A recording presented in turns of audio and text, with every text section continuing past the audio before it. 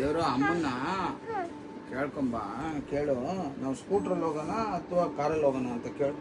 ಅಪ್ಪ ನಾನು ಕೇಳಿದೆ ಅಮ್ಮನ ಸ್ಕೂಟರ್ ಹೋಗೋಣ ಇದು ಕಾರಲ್ಲಿ ಹೋಗೋಣ ಅಂತೆ. ಇಲ್ಲ, ಕಾರಲ್ಲಿ ಹೋಗ್ಬಾರ್ದು, ಕಾರಲ್ಲಿ ದೇವಸ್ಥಾನದ ಸಿಗಲ್ಲ ಅಂದು. ಅದಕ್ಕೆ ದೇವಸ್ಥಾನದ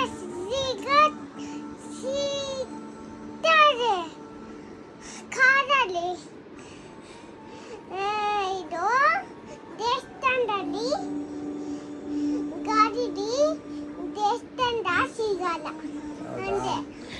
ಬೇಡ ರೀ, ನಾವು ನಾನೇನು ಡನ್ನು ಗಿನ್ನು ಏನು ಹೇಳಲಿಲ್ಲ.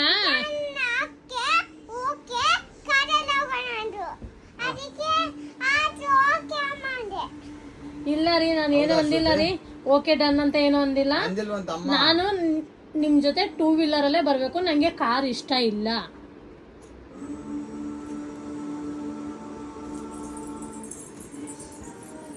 ಯಾಕಪ್ಪ?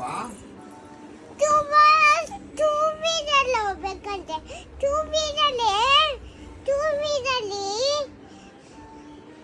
ದೇವಸ್ಥಾನದಲ್ಲೇ ಸಿಗಲ್ಲ. ಹೌದಾ? 2 ವೀಲರ್ ಅಲ್ಲಿ ದೇವಸ್ಥಾನ ಸಿಗಲ್ವಾ? ಯಾರು ಹೇಳಿದ್ ನಿಮ್ಗೆ?